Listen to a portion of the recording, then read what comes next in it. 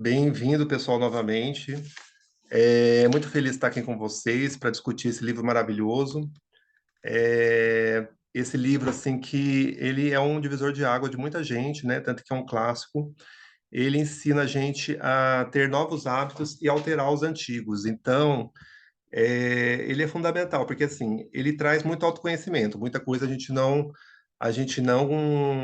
conhece, até porque a gente não está dentro do nosso cérebro para saber como funciona um hábito em si, né? Como a gente tem, como que tem pessoas que, por exemplo, que têm sucesso na vida, quais são os hábitos que ele aplica na vida dele para poder ter alguma dinâmica de vitórias aí.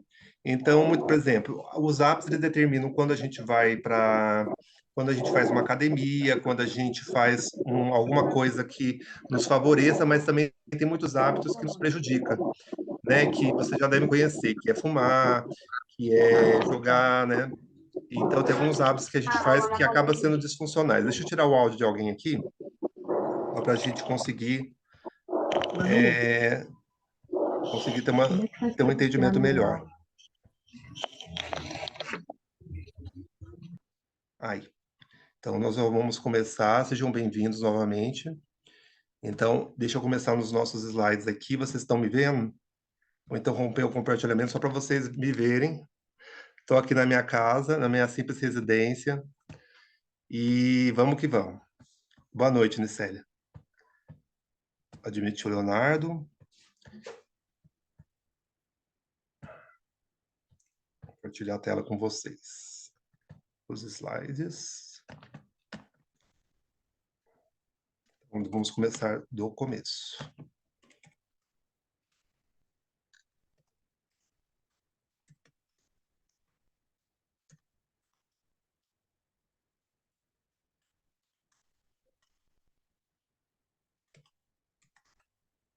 Então, esse é o nosso 15º encontro, né? Nós começamos o ano passado, em dezembro, no ano retrasado, na verdade, em dezembro. Nós já estamos no nosso 15º encontro, quer dizer, nós estamos indo para o nosso segundo ano, né? E eu estou muito feliz, porque a gente aprende muito com os livros que a gente lê aqui, né? E a gente lê, além dos clássicos que vocês puderam ver, né, que é O Poder do Hábito, é um clássico do desenvolvimento pessoal, a gente pôde ver até livros de colegas da gente que também escrevem, né? Isso é bastante interessante, porque a gente acaba fazendo amizade, acaba conhecendo pessoas que escrevem também no ramo, e isso também é bem interessante. É,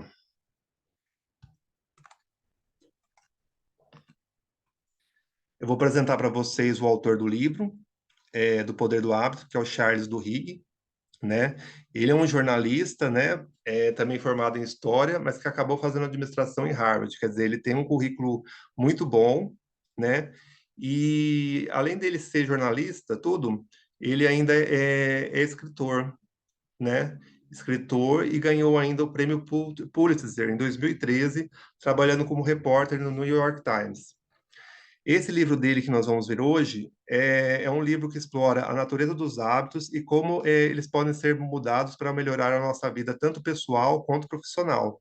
Então, vocês vão ver muitos empresários também usando o livro para liderança, né, para melhorar a empresa, essas coisas. Então, ele não é só no sentido pessoal, no sentido de melhorar nossos hábitos na nossa vida cotidiana. Ele também é para muitas empresas, porque as empresas também têm hábitos, né? Não sei se vocês sabem, as empresas são formadas de hábitos institucionais, né, que fazem elas terem sucesso também, dependendo. Então, o livro é dividido em três partes, né? A primeira parte vai falar dessa parte dos hábitos com relação a nós, pessoas, indivíduos, né? A segunda parte vai falar com relação aos hábitos das organizações. E a terceira parte do livro vai falar dos hábitos da sociedade de maneira geral, como acontecem protestos e movimentos que levam ao progresso da humanidade. O livro começa com um prólogo falando da vida da Liza Allen, que foi uma mulher que fumava, era alcoólatra, devia mais de 10 mil reais, 10 mil dólares no banco, desculpa, dólares. Era uma mulher que estava sem emprego, divorciada, e ela chegou na casa da namorada, bêbada, esmurrando a porta, gritando que ia queimar o prédio todo, né? E, quer dizer, pondo todo mundo em volta dela em polvorosa, e comia compulsivamente, né? Quer dizer, ela tinha uns hábitos muito ruins, vamos dizer assim, porque a gente considera muito ruins. E aí ela tendo esse detalhe na vida dela de muitos vícios, muitos maus hábitos, ela prometeu a ela mesma mudar em um ano. E os pesquisadores puderam conferir isso. Depois de um ano, eles foram ver a vida da Liza. Ela foi uma pessoa que emagreceu, se aparentava 10 anos mais nova, parou de beber, parou de fumar, começou a não dever nada para ninguém e teve sua própria casa. Então, assim, é uma pessoa que mudou de água para vinho e de água para o vinho em apenas um ano. Em apenas um ano ela conseguiu mudar muito a vida dela. E aí os pesquisadores queriam entender como ela fez isso, né? Como que ela conseguiu dar uma guinada na vida dela. E aí eles constataram uma coisa interessante. A Lais, ela se concentrou em apenas um hábito, em apenas mudar um hábito da vida dela. Ela escolheu em um ano não fumar. E ela conseguiu. Ela conseguiu ficar um ano sem fumar, mas o simples fato dela não fumar ajudou ela a reprogramar toda a vida dela, toda a rotina dela. E isso é muito interessante, porque existem hábitos que ajudam outros a se desenvolverem. Não sei se vocês sabem. Quem vai na academia, por exemplo, quem faz natação, por exemplo, consegue perceber que quando fuma, tem muito menos desempenho respiratório do que alguém que não fuma, né? Então, você percebendo isso, só pelo fato de você nadar, você já começa a parar de fumar. Então, um hábito liga ao outro. Isso é muito interessante. O livro, no capítulo 1, né, que ele vai falar dos hábitos dos indivíduos, ele coloca duas pessoas que tiveram problemas vamos dizer assim, na memória, no cérebro, que bateram a cabeça, tudo. Um deles teve os hábitos preservados, enquanto o outro não. E como isso foi possível? Aí eles foram analisar também, os cientistas vão analisar a fundo. Eles descobriram que existe uma região no cérebro chamado gânglios basais, que é onde a gente consegue criar os hábitos. Então, por exemplo, o segundo paciente aqui que eu mencionei, que é o Henry Molaison, ele conseguia é, é, quer ver, ó, o Harry Mollison não conseguia travar conversas de verdade. Já o Eugênio Pauli conseguia achar o caminho de casa, ou seja, ele tinha os hábitos antigos e novos padrões de comportamento formavam dentro do seu cérebro. Só que ele ainda tinha memória, a memória dele foi lesada, então ele não lembrava das coisas. Porém, se você deixava ele na padaria, por exemplo, ele conseguia voltar para casa sem saber onde era a casa de fato. Por quê? É uma coisa engraçada, porque os seus gânglios basais estavam preservados, que é essa região do cérebro aqui, que fica no meio do cérebro. Animais que têm lesões nessa região têm problemas de tarefa, como atravessar labirintos ou memorizar como abrir recipientes. Está muito ligado à memória, mas está muito ligado também a hábitos, né? É, então, eles perceberam que os ratos, quando eles percorriam labirintos, né? Eles fizeram os experimentos lá com os ratinhos. Os ratos que tinham os gânglios basais desses ratos, eles trabalhavam intensamente para poder achar onde era a saída. Por quê? Porque eles já tinham feito isso antes. Então, esses gânglios basais, essa região do cérebro, ela é muito importante para a formação de hábitos. Isso é a primeira coisa que a gente tem que saber com relação a hábito. É nessa região que forma os hábitos. E tem uma coisa muito interessante, que é assim, os ratinhos nos experimentos, vocês podem perceber que tem você vê aqui nesse gráfico, nesse primeiro gráfico, os impulsos do cérebro, né? Em cada momento. Quando era aberta a portinha do rato, né? Quando havia o clique, o ratinho saía, só que como ele sabia que ia ganhar recompensa no final, o cérebro dele já se acalmava, ó. Então vocês podem ver que o cérebro do ratinho ele ficava mais ansioso no começo, quando ele ia quando ele ia seguir o caminho, né, o labirinto, e no final, quando ele recebia a recompensa. Então, o loop do hábito é isso, gente. A gente tem uma deixa, que é esse primeiro momento que a gente libera o rato. A gente tem essa rotina que o rato vai percorrer dentro do labirinto, e nós temos a recompensa, que é quando o rato vai ganhar a recompensa, que pode ser um chocolate, pode ser um queijo, né? Então, todo hábito ele é constituído de três.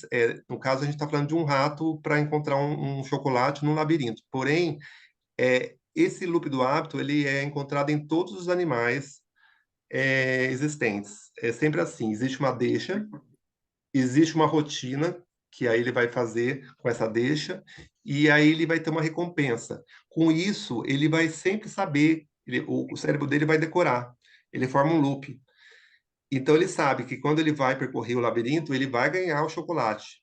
E o que, que acontece com isso? O cérebro começa a antecipar essa memória com o tempo. A gente vai ver isso em outro experimento depois. Ao longo do tempo, este loop se torna cada vez mais automático. Cada vez mais a gente não pensa para fazer as coisas, né? Então, cada vez mais a gente realiza as coisas no automático.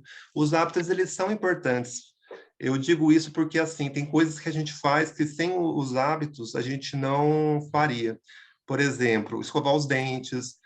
Por exemplo, quem dirige, por exemplo, não fica pensando, eu vou dar segunda marcha ré, vou dar terceira, vou dar ré. Não, ele já faz isso automático. Então, o cérebro, ele funciona através de hábitos. Por quê? Porque hábitos poupam energia, né? Faz nós pouparmos muita energia. O problema é quando esses hábitos eles viram disfuncionais, né? Que é o caso dos vícios, que é o caso que a gente não pensa mais para realizar. Quer dizer, o hábito a gente já não pensa, mas o vício ele é um hábito disfuncional, ele é algo além, né? Ele é algo que começa a prejudicar o indivíduo, por quê? Porque ele se sobrepõe à força de vontade do próprio indivíduo.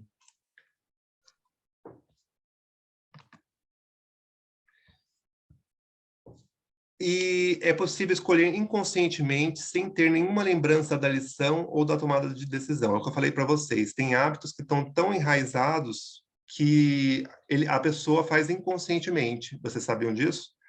Então, não dá para dizer. Esse é um tipo de livro que nos vai pôr em xeque, porque muitas vezes as pessoas colocam que as pessoas são responsáveis por seus atos, né? Totalmente. E tudo que acontece com a gente é porque a gente quis, né? E muitas vezes, nem sempre, às vezes é tão automático que o indivíduo mal pensa que ele quis. Ele quis de fato. É uma compulsão, né? Muitas vezes. Então, é algo que sobrepõe a vontade do indivíduo. Eu vou pôr aqui algumas pessoas em mudo, só para a gente... Vou timbar o mudo aqui, só para a gente não ter problemas, tá? Certo. Então, os hábitos, eles são muito poderosos, mas eles podem ser remodelados. E o mais interessante é que o hábito, quando o hábito ele é instalado no cérebro, ele não deixa mais de existir ali, ele está em algum lugar do cérebro. Por exemplo, a pessoa que fuma, bebe ou usa drogas. Basta o primeiro gatilho para que ela comece toda uma rotina, às vezes, de voltar a fumar, de voltar a beber. Por quê? Porque, por mais que tenha anos a pessoa parou daquele hábito, aquilo ainda está no cérebro, né? E então ele fica ali no cérebro. Então o livro ele é bem realista nesse ponto. Ele explica que nós somos seres que temos circuitos neurais e que esses circuitos eles funcionam inconscientemente, eles funcionam de uma forma que o indivíduo nem tem noção do que funciona, né? Mas se ele sabe que ele tem essa propensão, ele é responsável sim por mudar o hábito. Quando os hábitos, então essa experiência do ratinho foi muito interessante porque ela revelou como funcionam os hábitos. Então, quando os ratos viam as antigas deixas, apertavam a alavanca sem pensar. E isso acontecia mesmo quando eles davam um choque no solo, né, para o ratinho não ir, ou então quando eles envenenavam o chocolate. Então, mesmo acontecendo isso, o ratinho ele seguia o mesmo percurso e fazia a mesma coisa. Por quê? Porque é uma coisa que tá consolidada no cérebro. E aí tem aquela coisa, né, gente? Um padrão, se você deixa uma vez por mês, por exemplo, lentamente ele se transforma em uma vez por semana, e aí daqui a pouco ele está tomando conta da sua vida. Então é muito interessante a gente analisar os padrões da nossa vida, os nossos hábitos. Então, por exemplo, eu como chocolate depois que eu almoço. Se eu fizer isso toda vez depois de uma refeição, é bem provável que eu tenha chance de engordar. E isso pode virar, assim, um hábito sem eu perceber. Então, por exemplo, eu termino de almoçar como um chocolatinho.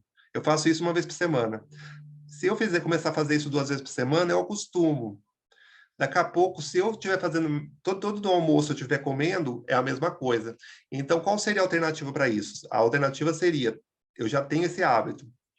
Então, como que eu faço para mudar? Desde você comer um chocolate, você pode optar por uma fruta, né?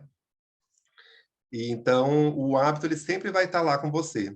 Você só vai enfraquecendo os seus neurônios com relação àquilo e construindo hábitos novos. Porém, aquilo sempre vai estar mantido lá. Vamos adiante. Vamos falar um pouco do capítulo 2, que ele trata sobre o cérebro ansioso. Por quê? Porque o hábito ele gera ansiedade no sentido de você querer a recompensa, né? Lembra que o hábito é dividido em 3? Uma deixa, a recompensa e o resultado. A partir do momento que você criou esse hábito, você já anseia pelo resultado, né? Então você já tem essa propensão de ficar ansioso antes de conseguir. E aí eu vou falar para você de uma figura muito importante na descoberta disso, que foi uma pessoa chamada Hopkins, né? Que o livro, eu abreviei aqui o sobrenome dele, Hopkins. Ele foi muito Não, importante. Ele foi muito importante. Deixa eu baixar aqui o volume de alguém. é muito importante. Tudo bem, Thomas? Tudo, oh, Oi. Vou baixar aqui o seu. Ah, isso, obrigado, querido. Hoje, essa vez, eu vou tentar liberar um pouco a gente para a gente conversar um pouco depois de 1 hora mais ou menos para ver o que vocês estão achando do conteúdo. O Hopkins, ele foi uma figura muito importante no marketing, inclusive, que ele fez vários produtos se tornarem famosos. Então, nós não temos muita noção porque não é da nossa geração, mas ele fez o Palmolive ficar famoso. Um cereal lá que crescia, não sei se vocês lembram disso, ele foi responsável também pela, pela divulgação disso, vamos dizer assim, pela por ser um produto famoso, né? As aveias Quakers, o pneu Goodyear e a vassoura mágica. Só que um produto específico que eu quero mencionar aqui para vocês é o Pepsodent. Desculpa, gente. Eu não fumo, viu? Eu tô só um pouquinho com o peito cheio aqui. O Pepsodent é um produto do Hopkins que ele ajudou a propulgar nos Estados Unidos, que é o antecessor da pasta de dente, das outras marcas de dente que a gente tem hoje em dia. Antigamente, nos Estados Unidos, tinha um problema sério que as pessoas não escovavam os dentes. Acho que isso em toda a região do mundo, né? Mas lá as pessoas tinham um problema dentário mesmo. Por quê? Porque na década de 50, as pessoas começaram a comer muito processado, muito açúcar. E isso começou a virar um problema público, porque as pessoas começaram a ter os dentes estragados. E aí o Hopkins foi chamado para fazer, não só por interesse do governo, mas por interesse mercadológico, né? Ele foi chamado para incentivar as pessoas a escovarem os dentes. E ele conseguiu. Como que ele conseguiu? Ele criou um anseio na escovação do dente, porque o simples ato de escovar os dentes não fazem as pessoas terem esse hábito. O que fazem as pessoas terem o hábito de escovar os dentes, não sei se vocês sabem, é a inserção de de uma substância chamada lauril, alguma coisa que eu não vou lembrar que o nome é grande, que dá a espuma na boca. E aquela sensação depois de frescor. É isso que faz você, nossa, então meu dente está limpo, o meu dente está se limpando, né? Você escova os dentes, então você acha que o seu dente tá se limpando. Vocês sabem que para você ter os dentes limpos, não precisa ter um produto que espuma, mas eles fazem isso no produto para dar a impressão de que aquilo que está que tá limpando os seus dentes. Então, isso é incrível. E isso é usado hoje em dia para shampoo, não sei se vocês percebem, para para sabão em pó e para condicionador. Eles só não conseguiram fazer ainda para protetor de pele, como chama? Para bronzeador, essas coisas. Por quê? Porque na pele não tem aquela sensação que nem na boca tem, né? Ele não cria o hábito. Então, isso é muito interessante. Por quê? Porque a sensação de frescor, ele nada mais é do que uma recompensa que você dá para o seu cérebro. Então, foi graças a Hopkins que a escova de dente ficou famosa, né? A pasta dental, desculpa. A pasta dental ficou famosa. A escovação ela virou um hábito mundial. Então, aqui vocês veem o loop do hábito da escovação dentária.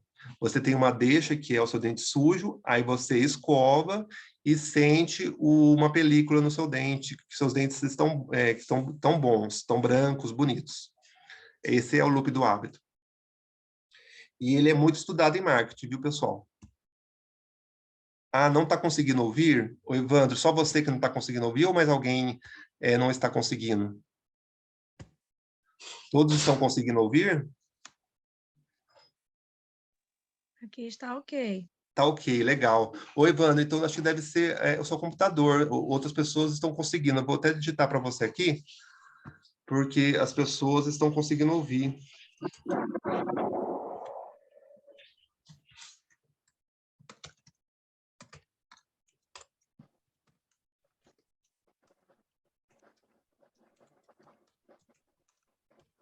Vou mandar mensagem aqui para o Evandro. Pronto. Então, é bem interessante como a gente pegou o hábito de escovar os dentes. Porque é uma coisa não natural, né, gente? É uma coisa que veio depois, com a industrialização, e a gente aderiu a esse hábito. Como eu falei para vocês, ainda não existe um hábito que faça as pessoas passarem filtro solar, né? Bloqueador, filtro solar, inclusive, porque se vocês pensarem bem, tão bem quanto escovar os dentes, é você se proteger na pele, né? Com os raios ultravioletas, concordam? E isso não foi consolidado ainda. Nós não temos um hábito consolidado na população de passar filtro solar, mas os médicos recomendam que use, né? Então, o shampoo, ele usa espuma e dá resultado, as pessoas criam um hábito.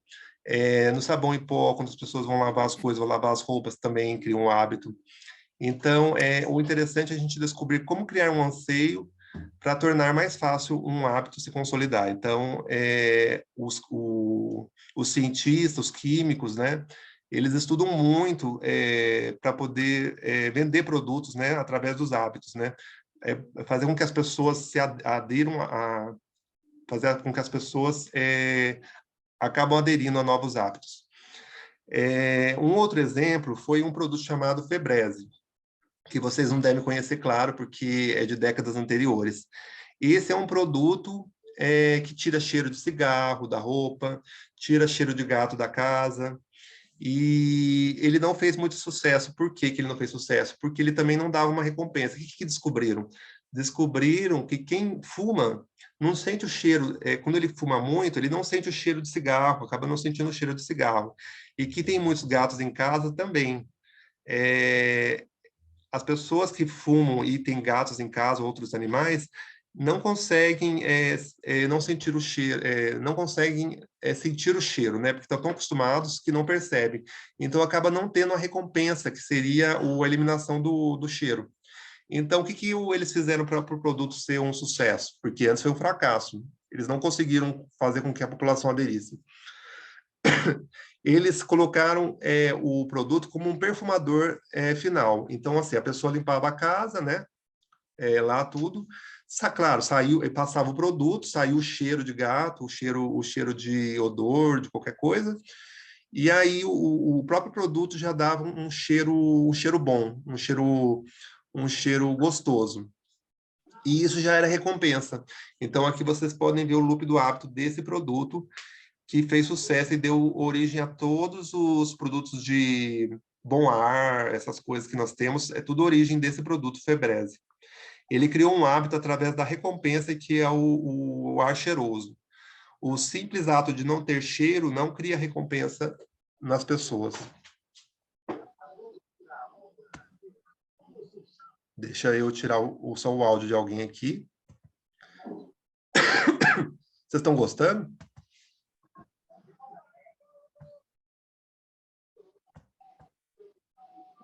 Espera aí que eu estou vendo aqui quem está com áudio, só para a gente ativar o mudo.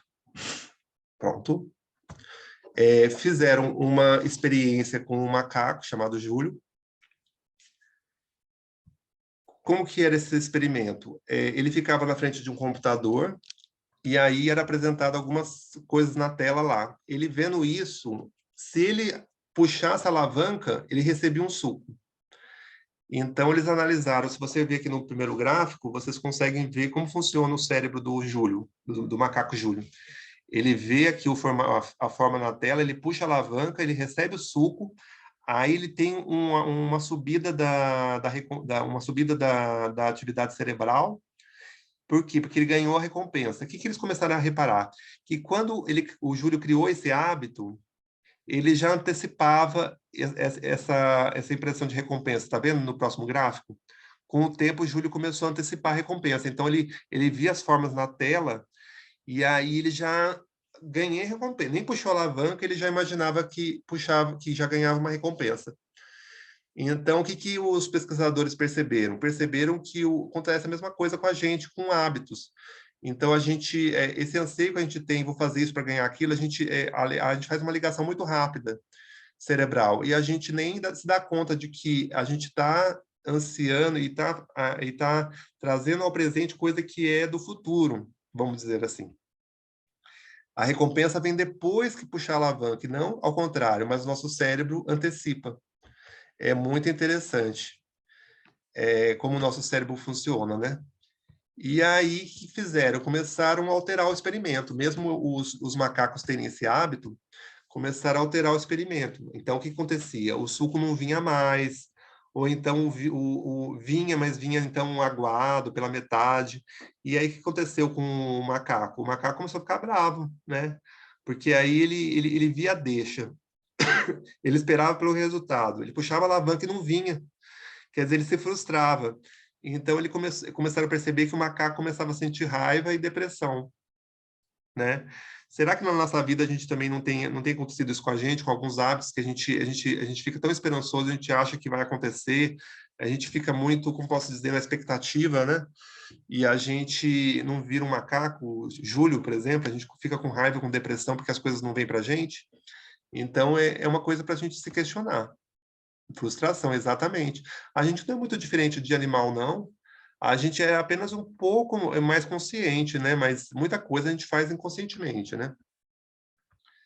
Então, os hábitos são muito poderosos. Eles criam anseios neurológicos, não é nem anseios psicológicos. É no cérebro mesmo. É coisa muito forte.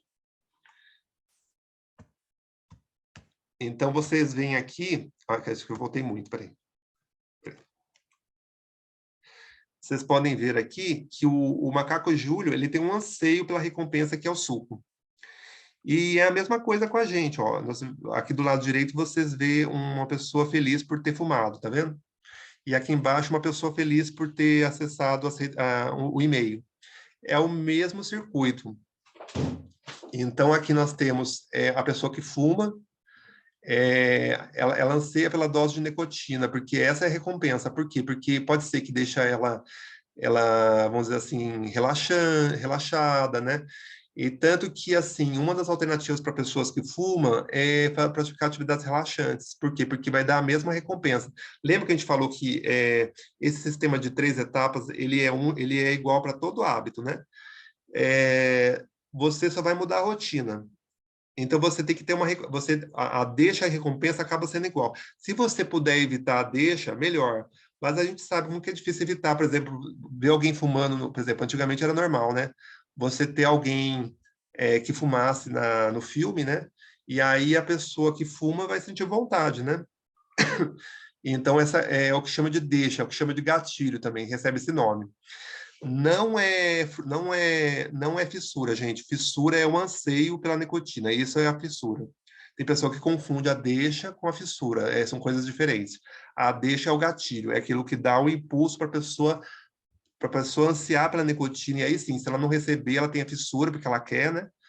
E depois ela precisa da recompensa. Então você tem que mudar. O que os cientistas perceberam que é muito difícil mudar um hábito. Se você não consegue evitar as deixas, que esse seria o ideal é que você mude o que? A rotina.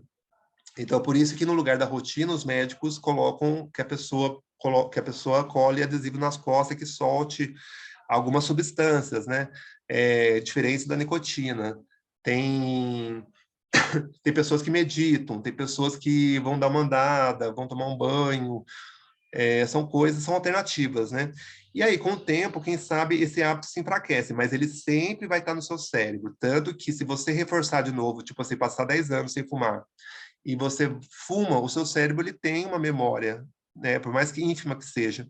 E aí você pode voltar a fumar sim, porque você tem uma predisposição não só às vezes genética, mas também de próprio hábito escondido em você, né?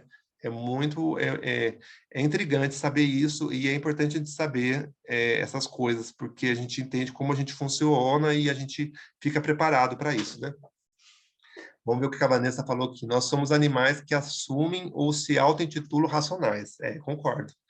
Essa apresentação está colocando a consciência racional no chinelo.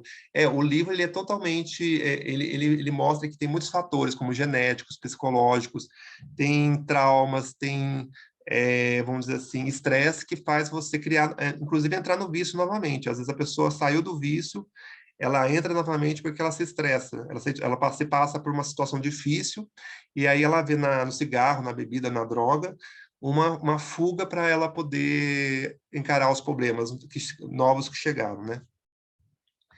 Esse mesmo loop que você vê aqui no cigarro, ele acontece também quando a gente acessa as redes sociais, ou quando a gente quer ver algum e-mail importante. Por quê? Porque o nosso cérebro ele quer uma recompensa.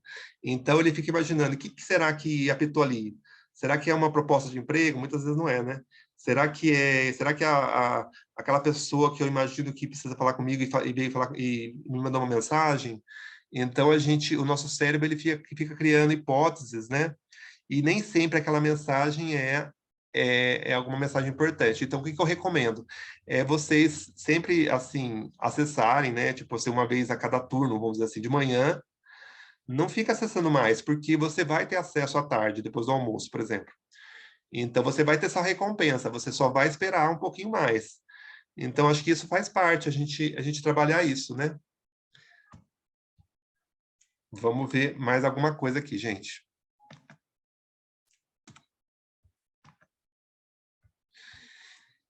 Reações semelhantes a vícios pode forçar nossos cérebros a entrar em piloto automático. É o que eu falei para vocês. Esse livro ele coloca em xeque a nossa racionalidade, o nosso livre-arbítrio. Por quê? Porque as pessoas que entraram em vícios muitas vezes falta assim força de vontade. Só que é interessante a gente alertar que o nosso condicionamento cerebral ele sobrepuja a nossa força de vontade. Então, não é que a pessoa não tem força de vontade, ela precisa até ter mais força de vontade do que uma pessoa normal, né? Então, ela precisa de mais, e a força de vontade, a gente vai ver no livro, que é como se fosse um músculo, você precisa trabalhar também. Então, o nosso cérebro ele entra assim em piloto automático. Então, esse livro coloca que não é culpa totalmente a pessoa, tipo assim, que entra num vício, ela é uma pessoa que está com problemas neurológicos, inclusive. E aí, ela sabendo disso, é responsabilidade dela entender as deixas, evitar as deixas, ou se entrar na deixa, fazer outro caminho, ou ter outra alternativa para ganhar a mesma recompensa. Essa é a proposta do livro. Então, nós vemos aqui, uma proposta do livro é assim, você tem vontade de fazer exercício físico. Então, o interessante é, à noite, você já deixar as coisas prontas para o dia seguinte. Então você já sabe que é difícil, por exemplo, se você fazer muita coisa de manhã e decidir ir fazer exercício, fica mais difícil. Então, o ideal é você tomar café e já ir. Então, o que eu recomendaria? Eu, como leitor do livro, né? E também estou fazendo academia também, o que eu recomendaria para vocês? Deixar as coisas prontas já, tipo assim, deixar o sapato, a bermuda, a camisa que você vai para academia, né? Todas as coisas que você precisa já separar de noite, para quando você já tomar café, por exemplo, você já deixa o pão na mesa, já deixa tudo lá. No momento que você tomar café, você já põe a roupa e já vai. É a primeira coisa do dia que você vai fazer. Então, esse um modo de você se propulgar a entrar pela deixa e ter a recompensa né? Tem muita gente que se beneficia, que depois do treino acaba tomando whey, que é doce também, um pouquinho doce, mas tem gente que come guloseima mesmo, né, ao longo do dia. Eu não recomendo muito, mas pode ser que seja uma recompensa. Você tem que dar uma recompensa para o seu cérebro. O seu cérebro funciona assim. Tá, eu vou fazer isso, mas o que eu ganho com isso? Né? O seu cérebro é assim. Bem, aí você explica para ele, entre aspas, né? Depois do treino, vou comer um docinho, por exemplo.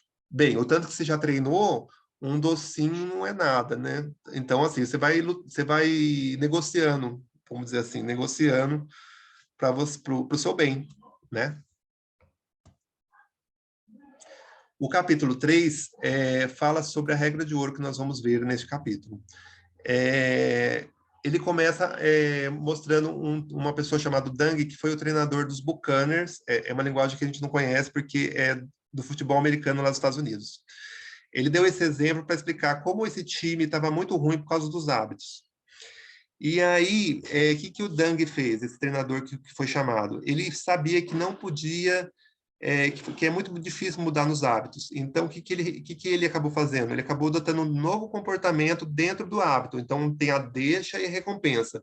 Ele propôs a mudar só a rotina, só o que está ali no meio. E isso fez muito resultado, gente. O Buckers, ele virou um time que venceu. Ele acabou virando o jogo, vamos dizer assim, de um time fracassado, ele virou um time vencedor. E foi graças à substituição de hábitos. Então, vocês veem aqui na imagem aqui, vocês têm uma rotina, né? Ele usou a mesma deixa, a mesma recompensa, né? Só alterando a rotina. Ele dizia assim, você não pode eliminar um velho hábito, só pode mudá-lo. É o que eu falei para vocês, a partir do momento que vocês têm um hábito, você vai ter sempre no seu cérebro. Você pode até não praticar o hábito, mas assim, é aquele negócio, você bebe, a pessoa bebe, ela vai voltar a beber a quantidade que ela bebia, provavelmente depois de um tempo. Porque se ela for alcoólatra, por quê? Porque isso está gravado no cérebro dela, né? Então é a mesma coisa. O livro ele é bem realista nesse sentido. Você não elimina um hábito, efetivamente. Você só altera a rotina, ou então, sim, você evita a deixa, né? Evita a deixa e vai fazer outras deixas que trazem outras recompensas e você faz outras rotinas. É isso que o livro propõe. Ele fala que nunca se pode realmente, então, como eu falei para vocês, nunca se pode realmente eliminar os hábitos ruins. Para mudar um hábito, você precisa manter a velha deixa e oferecer a velha recompensa, mas inserir uma nova rotina. Então, perceberam que, através desse treinador, de que é a rotina que precisa mudar. Então, se você fuma para se desestressar, para poder relaxar, você vai começar a fazer atividades assim, relaxantes, né? Para ver se substitui. Então, você vai meditar, né? Você vai fazer uma viagem, tomar um banho, coisas que te tirem do estresse, né? Porque, inclusive, o próprio estresse, ele propõe, a própria preocupação, ele propicia o próprio estresse, ele propicia a volta ao hábito. Eu vou fechar aqui um pouquinho, que ia dar um barulho aqui do vizinho. Certo?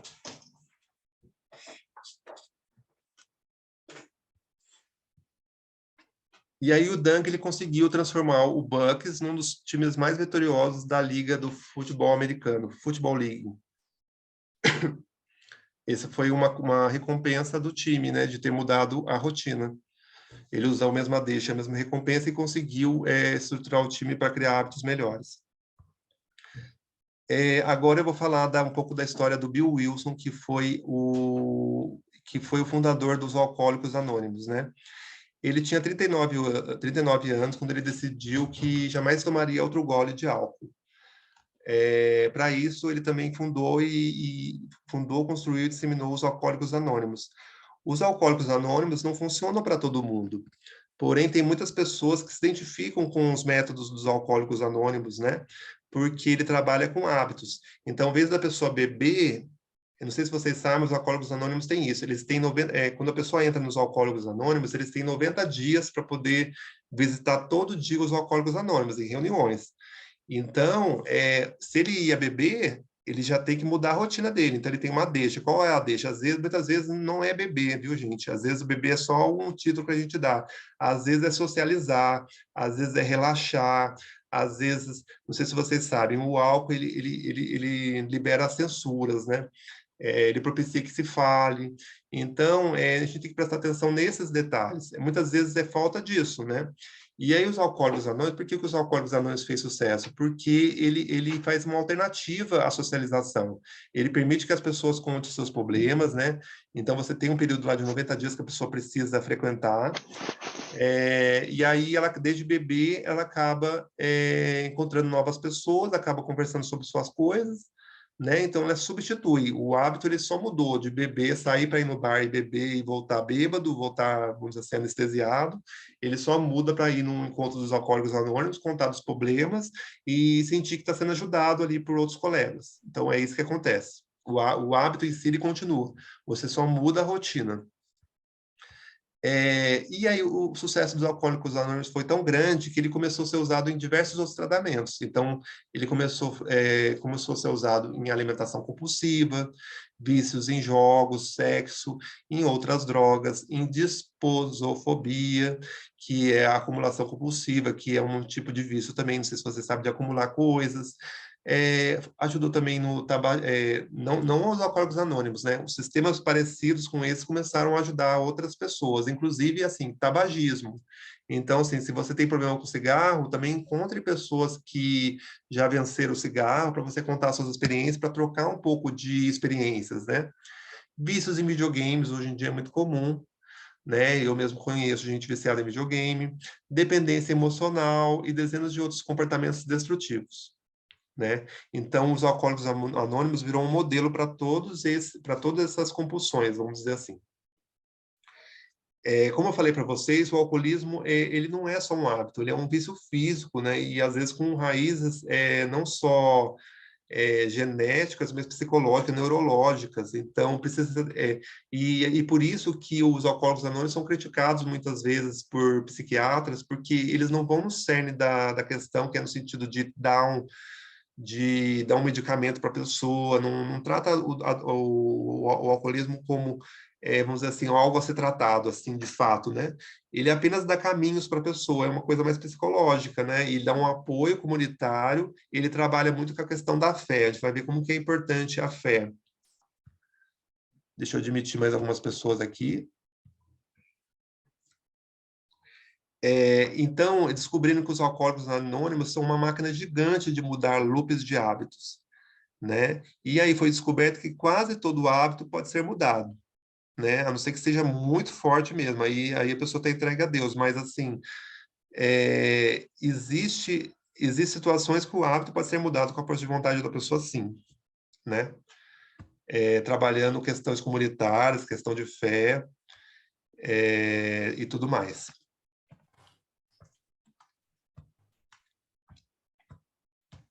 O Bill Wilson, então, o homem que fez os Alcoólicos Anônimos, ele redigiu os 12 passos, né, famosos 12 passos dos Alcoólicos Anônimos, em uma noite só, em referência aos 12 apóstolos, né? Só para vocês terem uma ideia, 7 desses 12 passos mencionam Deus ou espiritualidade. Então, vocês veem aí como que a figura de Deus, né, de um ser superior, ou então de algo maior, acaba sendo importante para a pessoa que precisa vencer algum hábito nocivo. E por isso também recebe críticas, como eu falei para vocês, não só pelo modo como eles encarregam as coisas de não dar remédio, mas como eles, muitas vezes, né? Mas como eles tratam mais como um culto do que um tratamento, né? Porque a pessoa tem que ir lá 90 dias lá, tipo, contar das suas coisas e acreditar em Deus. Acredita acredita no ser superior, tal. E isso gera um pouco de certa crítica entre os acadêmicos. Mas é algo que funciona, é algo que funcionou muito bem. Aí a Alcilene falou assim, clique no fone do lado esquerdo, ative o Wi-Fi. Como assim, Alcilene? Eu fazer isso? Vocês estão me ouvindo, né? Normal, né? Ah, tá. Vocês estão me ouvindo Sim, direitinho. tranquilo. Legal. Sim. Bacana, obrigado, pessoal. Então vamos continuar.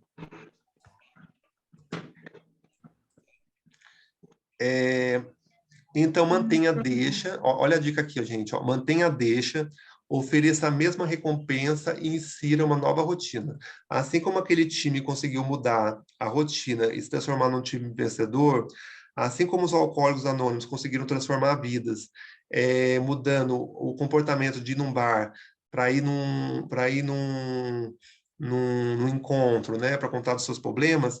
Então, a dica é você alterar a rotina, mas dá a mesma recompensa, né? Se você não pode contra o seu hábito, se junte a ele, vamos dizer assim, mas de um jeito diferente, né? Então, você pode usar o mesmo hábito, mas com a rotina diferente. Então, por exemplo, se você não consegue evitar a deixa de fumar, e a meditação, a caminhada não está te ajudando, fuma meio cigarro, né? Vai tentando caminhos. Desde você fumar um cigarro, fuma um meio cigarro. Aí você fala para você mesmo assim, bem, agora eu tenho que ter força de vontade suficiente para fumar um à tarde. Aí à tarde você faz o mesmo loop. Só que desde você fumar um cigarro, você vai falar, não, vou fumar meio, porque vou só sentir o gostinho e já vou ter a recompensa que eu preciso. Você tem que ir se negociando com o seu corpo. Eu sei que vai demorar, mas vocês entendem que é um sistema de deixa e recompensa? Se você não consegue, se tem alguma coisa, você vê alguém bebendo e você já quer beber, é melhor que você não beba. Mas então por isso que as pessoas que são alcoólatras não devem ir em baladas, né? Mas caso vai, elas podem acabar caindo muito, né? Muito feio, quem é alcoólatra. Então, tome 2 doses só, fica um pouquinho alegre e pare, né? Então, você tem que ter essa consciência, trazer porque geralmente o vício é isso, é a falta da consciência. Então, você tem que trazer a consciência à tona, né? Trazer a percepção, né? Eu já tive a recompensa que eu precisava, não preciso beber mais. Já tive lá um pouquinho de alegre, não vou mais me exceder. Então, isso aí, então, quem quer vencer precisa ter, sim, força de vontade, precisa ter bom senso, né? Obrigado. Você já tentou, Thomas? O Thomas fuma, gente. E ele está tratando com médico, inclusive. É, mas você vai conseguir, Thomas. Eu acredito em você, viu? Se você quiser, você consegue, viu? É só mudar a rotina. Você vai ter sempre a deixa por um tempo ainda, sempre a deixa, e você vai esperar sempre pela recompensa. É natural você querer ter um anseio pelo cigarro, mas aí você vai trabalhando, você vai usando vai usando lá as coisas que o médico dá para colocar nas costas, né? Aqueles adesivos, vai pondo alguma coisa na boca, tipo assim, põe um lápis na boca, assim, finge que está fumando, sei lá.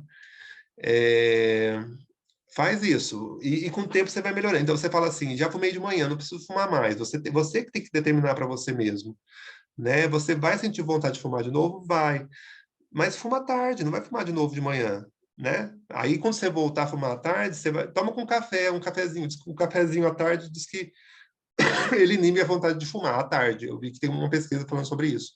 Desde você sair para fumar, sai para tomar um café, volta para casa, esquece que precisa fumar, fuma à noite. Vai tentando trabalhar isso, né? Então, vamos lá, gente. Obrigado, pessoal, que vocês estão gostando. A Olga fumou dos 15 aos 32. Ela falou para encorajar o Thomas a parar de fumar, é isso mesmo.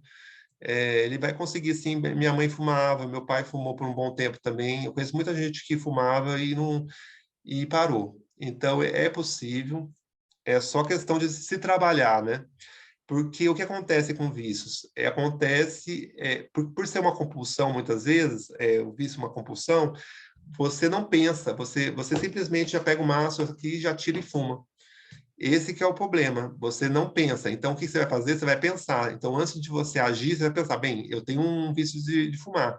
Deixa eu fumar vou fumar meio, vou caminhar. Eu vou caminhar 2 horas, não vou levar o maço de cigarro, não vou levar nem carteira. Pronto, já dá uma caminhada, né? Se você puder fazer isso no final de tarde, assim, e volta e fuma metade do cigarrinho.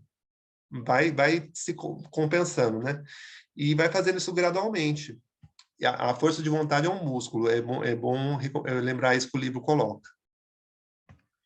Gente, já deu uma horinha, assim, eu gostaria de ouvir o que vocês querem falar. Podem ligar o áudio se vocês quiserem falar alguma coisa importante. Ó, gente, eu tô com... A Vanessa está falando assim: leia o Mão na Roda, a arte de levantar-se só para fortalecer seu campo do pensamento. Para quem não sabe, a Vanessa é escritora, né? Ela escreveu esse livro Mão na Roda, e a gente vai falar do livro dela lá em fevereiro do ano que vem, né?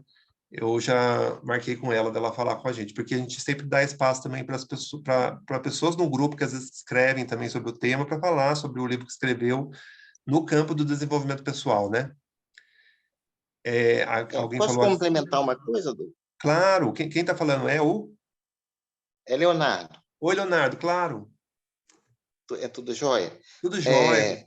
Não, é muito boa a sua explanação, mas não sei se você conhece, que a gente sabe que o Brasil é um dos países que mais vende ansiolítico na farmácia, né? Sim, Isso já é uma coisa, infelizmente, constatada, né? sim. E para poder suprir essa necessidade do vício. Mas eu senti uma falta no livro de uma questão de um processo americano que ajudava muito, aí no caso, para quem queria perder peso. Não sei se você já Certo. ouviu falar desse programa, porque ele é muito antigo, é o Vigilante do Peso. Já ouvi sim. Pois é. Como é que ele funcionava? Eu só vou aqui explanar muito rapidamente. Né? Ele não funcionava, diferentemente do livro, uma técnica sozinha. Você tinha um par, e esse par tomava conta do outro, né? Na questão, como se fosse um Aham. responsável para aquela pessoa perdesse o peso. Era Ele uma cria um espírito companhia. comunitário, né? Ele cria uma Isso, ajuda mútua. exatamente. Uhum. Exatamente. E o que acontecia? Aquela pessoa seria uma espécie de, mal comparando, um anjo da guarda. Uhum. E esse anjo da guarda não deixava você falhar. Às vezes Sim. chegava, pelo menos no início, para quem queria sair do vício de engordar, né, ele ligava para você, te alertava, porque esse processo americano, como você falou, diz que esse processo inicial é muito difícil você sair do vício. Sim. E a reunião coletiva, ela se baseava no seguinte: você recebia certos colares, e esses colares tinham certas cores. Por exemplo, a cor vermelha é que você engordou, então ninguém queria receber a cor vermelha, porque Tem uma certa. era vexatório você receber na frente do grupo um colar negativo. Todo mundo queria o colar azul, que era aquele de emagrecimento. Então, esse plano, talvez coletivo, que era essa ideia americana, ele chegou a um grau de sucesso de quase 80%. Olha só. Foi o programa maior que se teve no mundo para perda de peso. Você sabe quando que Porque, foi essa? Você sabe, você sabe quando que foi que iniciou esse Vigilância do Peso? Eu não sei bem, porque o livro ele é de... ele começa na década de 60. Então já o livro já tinha sido escrito. Você sentiu falta desse movimento, né? Sim, Porque senti falta. o movimento dos alcoólicos anônimos ele incentivou, inclusive, reduzir peso. Não sei se você sabe. E ajudou os vigilantes do peso e muitos outros grupos, não só esse. Eu vou até voltar ao slide aqui. Ele ajudou pessoas a melhorarem de... aqui, ó. Aqui, ó, 12 passos. Componente cultural incorporado em programa de tratamento para alimentação compulsiva, quer dizer, os 12 passos dos alcoólicos anônimos, ele incentivou outros tratamentos, que é a alimentação compulsiva, vícios em jogos, em sexo, em drogas, em acumulação compulsiva, automutilação e tal. Então, existe muito outros grupos que se basearam nos alcoólicos anônimos. Né? Hoje em dia existe muitos outros, existe narcóticos anônimos, existe pessoas viciadas em tecnologia, né? Que se apoiam no outro também, né? Existem esse modelo ele fez tanto sucesso que ele foi para outros ramos, entendeu? Alô, Léo? Não, não, sim, perfeito. Entendi o que você falou. Eu só senti falta, foi desse movimento, porque ele foi um boom no mundo, né? Ele foi dos movimentos mais importantes no mundo. E o que eu senti falta do livro foi dessa possibilidade de você ter uma companhia. Porque, por exemplo, eu estou passando aqui por uma situação parecida. A minha esposa tem que fazer uma operação, então todo mundo aqui entrou na onda para poder emagrecer. Então, eu estou sendo o vigilante do peso dela, para poder operar a hérnia. Então, Mas você quer sabe que dizer, o livro ele não fala de alimentação propriamente dita, em específico. Tem momentos que ele fala, mas não dos vigilantes do peso, mas ele coloca a importância da comunidade em si, da fé e da comunidade. A fé não necessariamente fé em Deus, ele até fala isso, não é necessariamente a fé em Deus, mas a capacidade de acreditar que você consegue mudar. não exato, mas com aquilo que eu digo, com você tendo uma companhia, toda hora insistindo com você, é mais fácil do É que mais você fácil. vencer sozinho. Até porque, como cita o livro aí, No Hábito de Fumar, é mais fácil você encontrar quem, não hoje tanto, mas antigamente, quem fumava, do que quem não fumava, né? Era mais fácil o vício, né, tá presente na sociedade, né? Na década de 50, 60 era bonito fumar, né? Por isso que você tinha tanto fumante. Hoje, graças a Deus, essa coisa caiu bastante, né? Infelizmente enveredou para outra coisa, né? Sim. Que é a droga. Mas se você usar a droga, né, como exemplo, é mais fácil se você frequenta a, a roda, né, vamos colocar assim, da sociedade, é mais fácil que a gente impulsiona para o vício. Eu O sei espírito porque eu comunitário é sou muito professor. importante. Isso que você falou é muito legal, Leonardo, porque o espírito comunitário, quando você, por exemplo, o Thomas falou que já tentou várias coisas, né? Aí a Olga aqui nas nossas mensagens falou assim, você vai conseguir sim, né? Então, assim, a primeira coisa é possível mudar. Então, acho que isso é um incentivo para qualquer pessoa emagrecer, para pessoa, quer dizer, existem exemplos no mundo de pessoas que conseguiram, então é possível, né? Não é algo que você não consegue. É, mas, Eu queria falar que assim, oi, minha Cecília. mãe... Oi, Oi? olá, bom dia. Oi, Cecília, Bom querida, dia tudo a bem? todos. Tudo bom? Então, a minha mãe tinha problema de peso, né? Uhum. E ela tentou, nossa, todo ano, não era nem ano, cada 3 meses mudava o regime, né? E ela entrou, então, nesse Vigilantes do Peso e foi uma experiência muito interessante. E eu estava até meio gordinha, eu quase comecei também, mas depois emagreci por eu mesma. Mas era interessante porque, assim, eram grupos de 12 pessoas, mais ou menos, e cada uma falava o que tinha acontecido com ela na semana, não era só também Não, comida e é tal, um né? apoiar o outro, né? É, É essa coisa de você. Eu dou exemplo dos Alcoólicos Anônimos porque está no livro, né? Mas essa coisa sim, de você ter alguém com quem contar, porque por que é a é. vontade de a pessoa querer comer o tempo inteiro? É outras opções, né? Uhum, É você não poder conversar com alguém sobre os seus problemas, então você vamos dizer assim, você canaliza na comida. Então, a comida ela é uma fuga, né? Assim como o cigarro, como o álcool, ele é uma fuga. Né? Então, a pessoa é, come para poder... Porque é gostoso comer, né, gente? é. Vamos ser sinceros, é delicioso Não, comer. minha mãe era total, ela era muito ansiosa e descarregava na comida. Mas, Descarregava. mas ela não fala dessa coisa de ganhar a fita azul ou vermelha, isso ela nunca comentou. Uhum. Mas, assim, se alguém perdesse peso, tipo, ai, gente, essa semana eu perdi 1,5 kg, todo mundo, não sei o quê, sabe? O grupo inteiro aplaudia e a Uhum. pessoa, assim, saía super bem. Ela voltava muito bem da reunião. E eles davam também uma lista, uma série de dicas, assim, para fazer durante a semana, tal.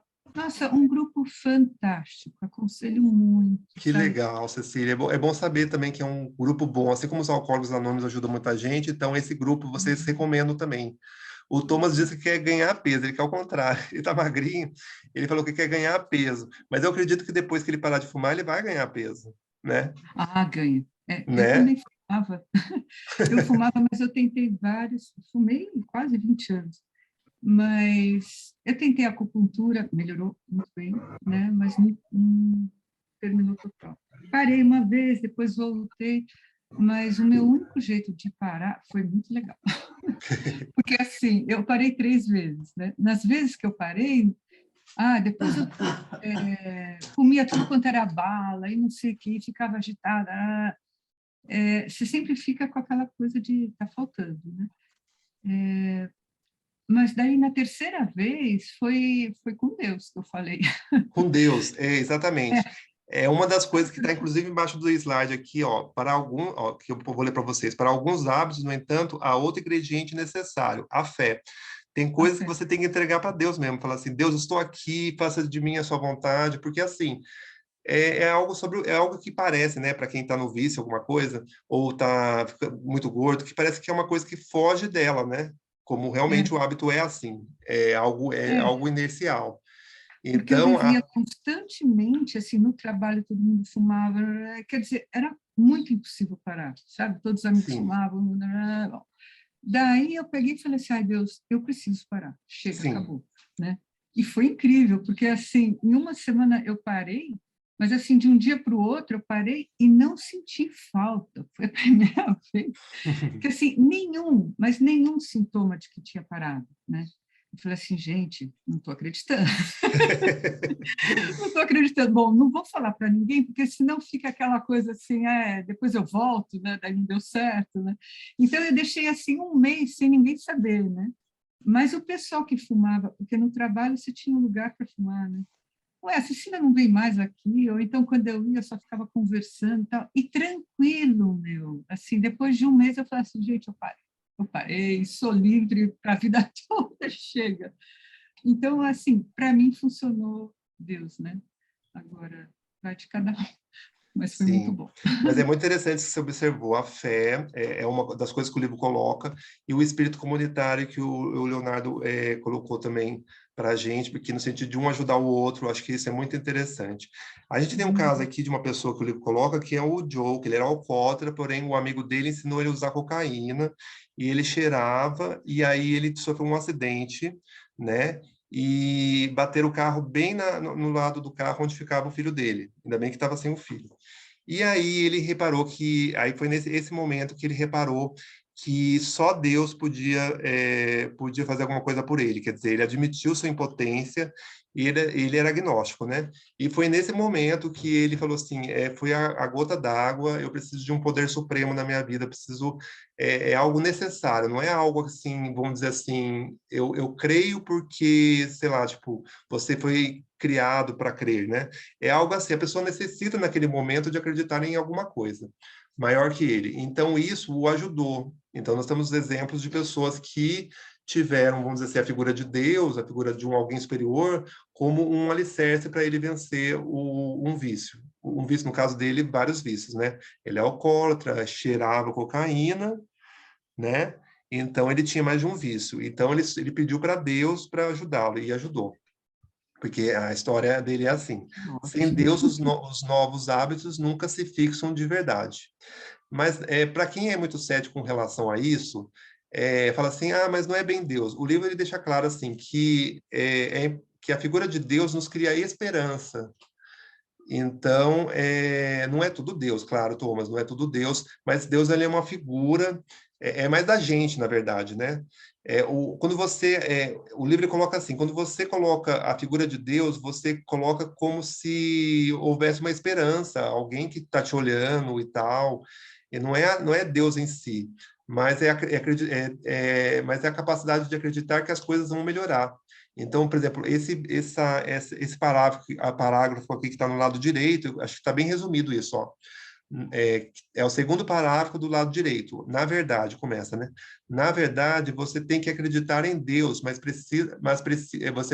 você não tem que acreditar em Deus, mas precisa da capacidade de acreditar que as coisas vão melhorar. Então, se você não tem esperança que as coisas melhorem, é bom que você entregue a Deus, no sentido de que, se Deus quiser, acreditar que seja da vontade de Deus, as coisas melhorem.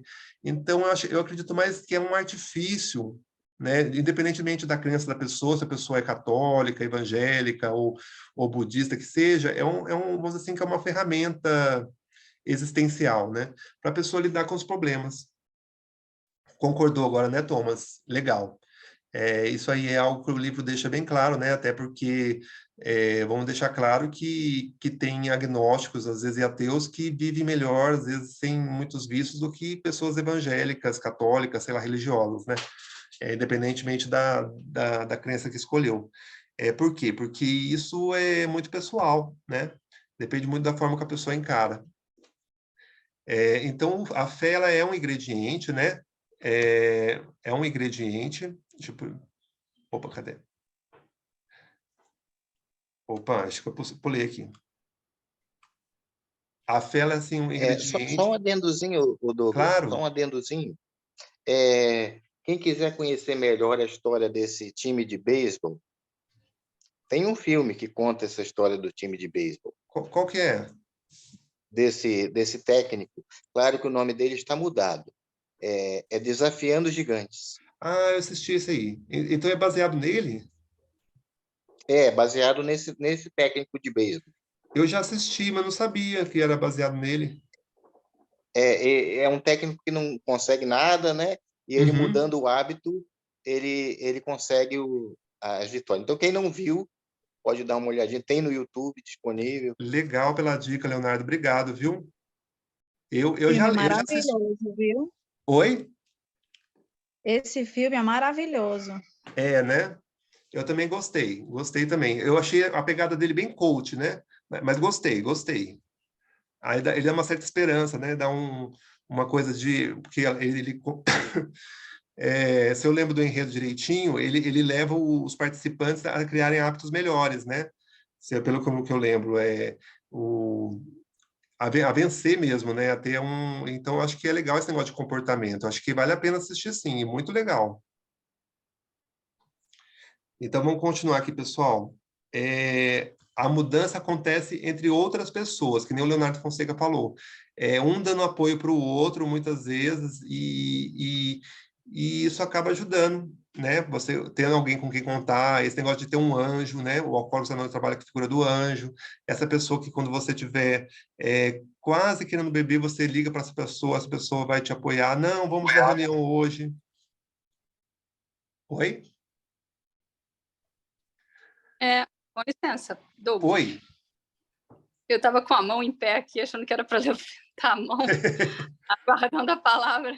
Mas já que você vai voltar ao conteúdo, deixa eu só agradecer primeiro, né, pela apresentação do livro, que ficou muito didático, que eu já tinha lido, e você fez eu entender ainda mais coisa do que eu já tinha percebido, né, na leitura que eu fiz.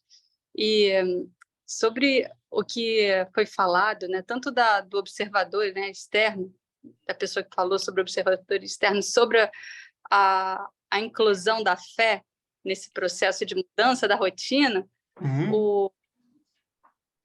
esses caminhos neurais que eu venho investigando, eles estão situados nessa parte mais jovem do cérebro, essa escolha, essa capacidade de criar, né, primeiro de colocar atenção, depois de compreender a situação e gerar o entendimento de que a rotina precisa mudar, né, entre a deixa e como chama? A recompensa. A recompensa, né? Que é só essa rotina, só esse o que está no meio do caminho que dá para você alterar. Isso é como se você estivesse criando, né, algo novo, como se você estivesse construindo um prédio muito alto, sabe? Então, o esforço que exige para você colocar atenção de que uma rotina precisa ser mudada, compreender o que precisa ser mudado nessa rotina e entender o que você tem que fazer para, igual você deu vários exemplos aí em vários momentos, né? E eu até fico assim, eu gosto muito de etimologia das palavras, né? Uhum. E quando você falou, né, um amigo ofereceu para o cara que já fumava cocaína, eu fiquei pensando, pô, que amigo, né? entendi, faz, né, de amizade. Porque o Mão na Roda, ele foi muito influenciado por esse meu professor indiano, que fala sobre o poder da amizade. Esse rapaz, a esposa, né, filhas, não sei, as mulheres da família.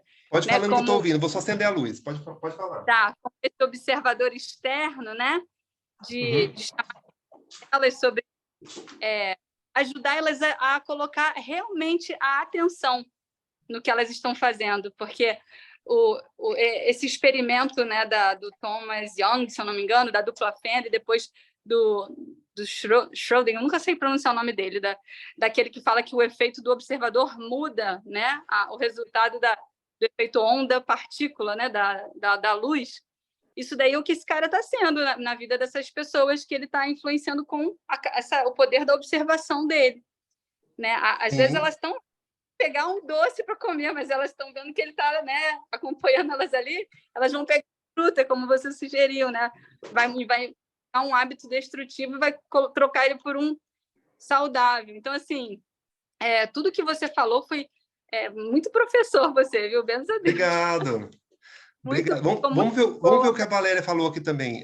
Alguém quer falar mais alguma coisa? Mais uns 2 minutinhos? Alguém quer falar? Tá. A Valéria colocou aqui no nosso chat, ela falou assim que fumou vários anos, largou o vício do cigarro, deixou de tomar café e substituiu o cigarro por balas e pirulito. Quando eu sentia vontade de fumar, eu colocava uma bala ou pirulito na boca. É um substituto, né? Não que vai ser 100% saudável também, né? Mas você está mexendo na rotina, né? Passei a tomar chamate e deixei o café. Aí, tá vendo? Então, ela, pelo que eu entendi, ela parou de fumar e também deixou o café. Quer dizer, o café não é um vício tão destrutivo que nem o cigarro. O café, às vezes, é até lúdico, né?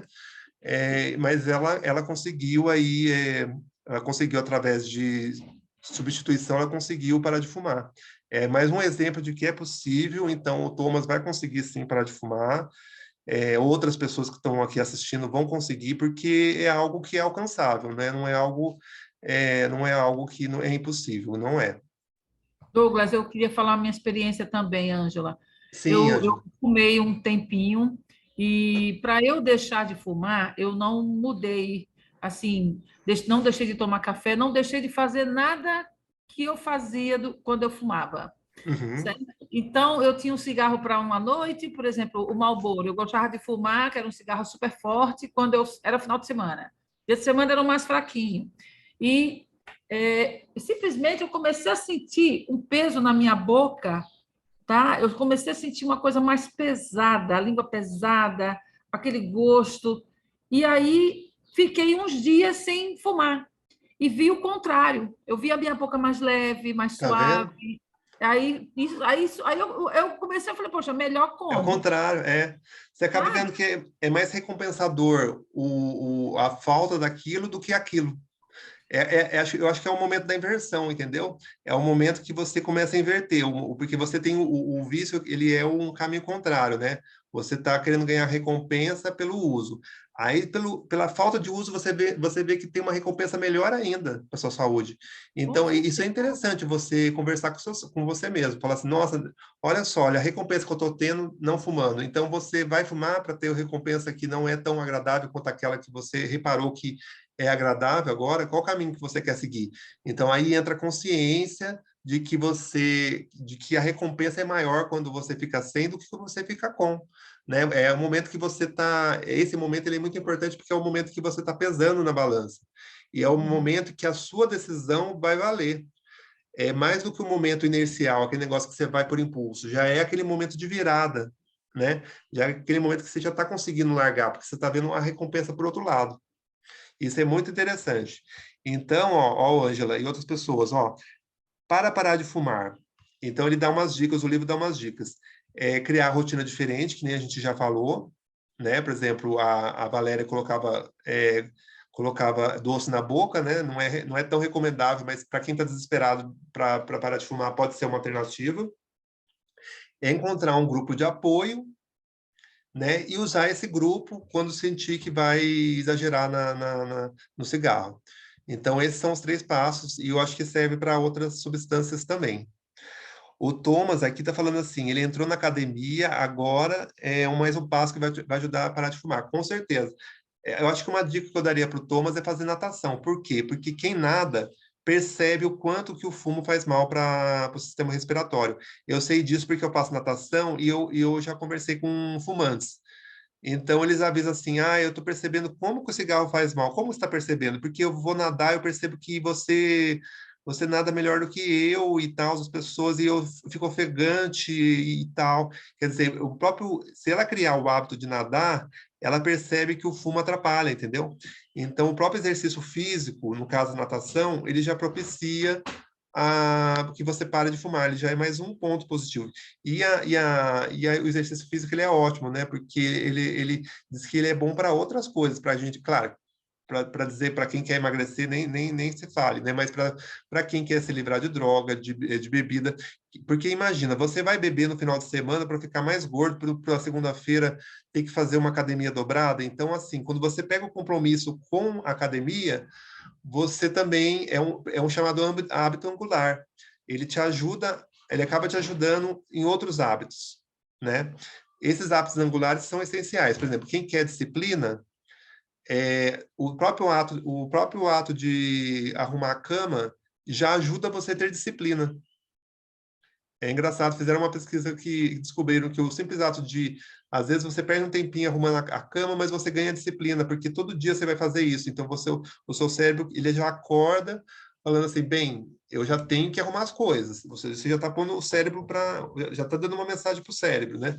Já para sua vida. Vou arrumar a cama. Então, esse também é uma coisa que pode te ajudar. Vamos seguir aqui, que os slides são muitos. Lá, se você quer perder peso, então ele também dá umas diquinhas para a gente. Ele fala para a gente se questionar, por que a gente sai para fazer um lanche, né? Às vezes você quer você quer descansar um pouco, está trabalhando muito e você quer sair para espairecer a cabeça, né? Então ele pede para você substituir por um passeio, por exemplo, e preferencialmente acompanhado. E aí você vai bater papo com a pessoa nesse passeio, ou na mesa dele, e não na lanchonete. Por quê? Porque na lanchonete é o gatilho, né? É a deixa para você comer. Então, você vê aqui. E caso você precise comer na lanchonete, se você sentir realmente fome, você tem que substituir por fruta. Quer dizer, você está mexendo na rotina. Então, não há erro. Ou você evita a deixa, né? Por exemplo, você bebe e não vai para balada, né? Você já sabe disso, não vai para balada. Então, eu bebo, não vou para balada. Mas caso você vê alguém bebendo, você vai... Concorda comigo que se você vê alguém bebendo, você vai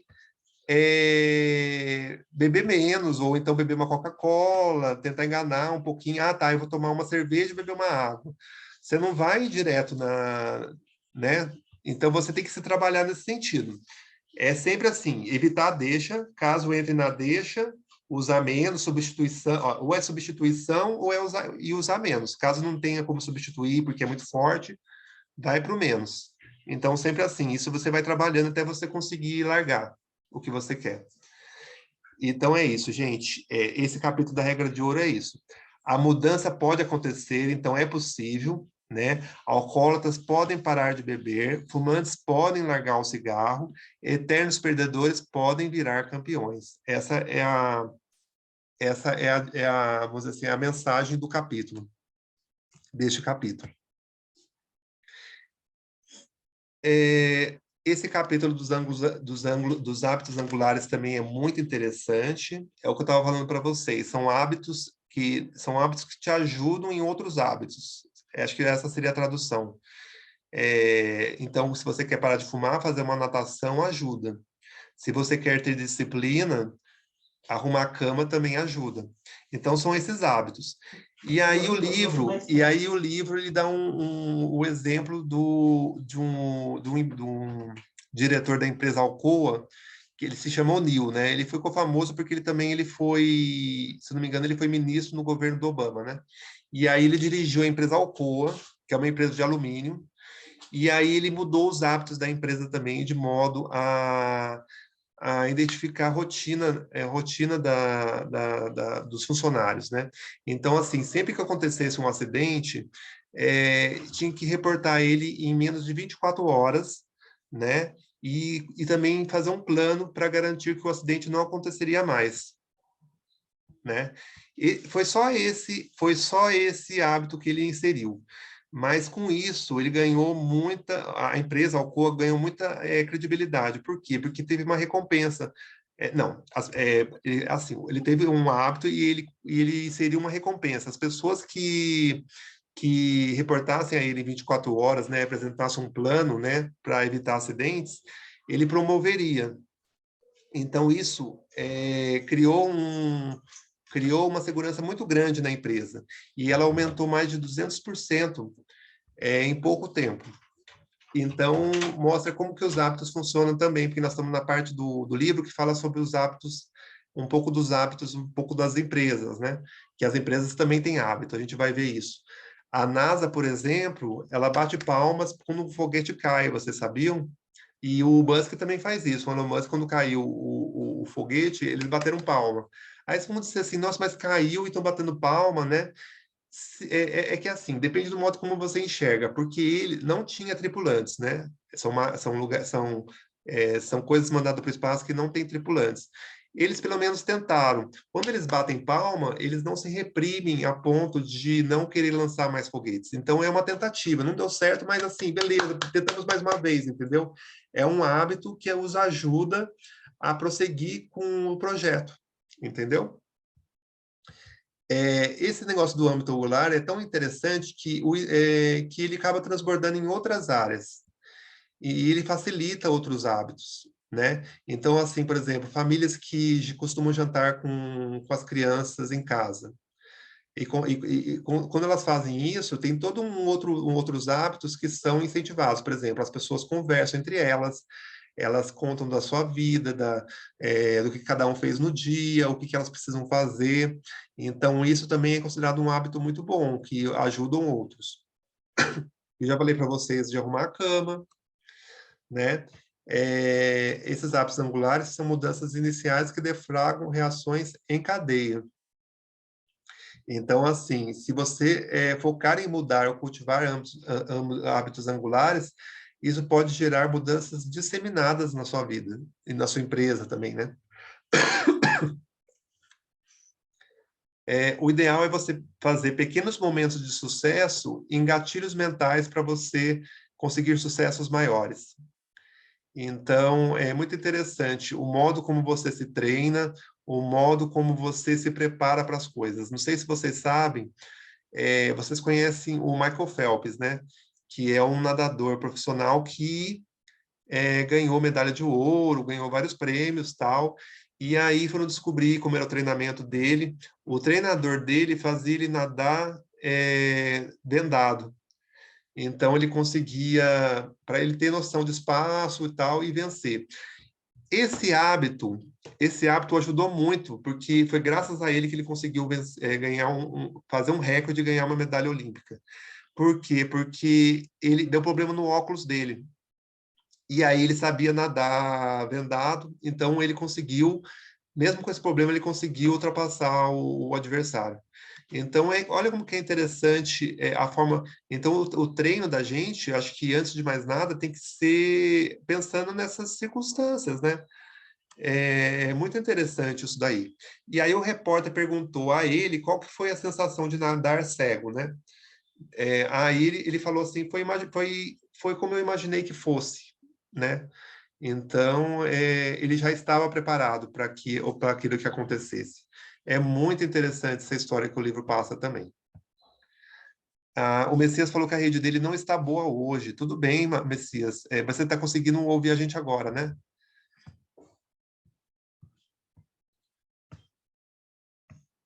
Legal, que vocês estão gostando. Obrigado, pessoal.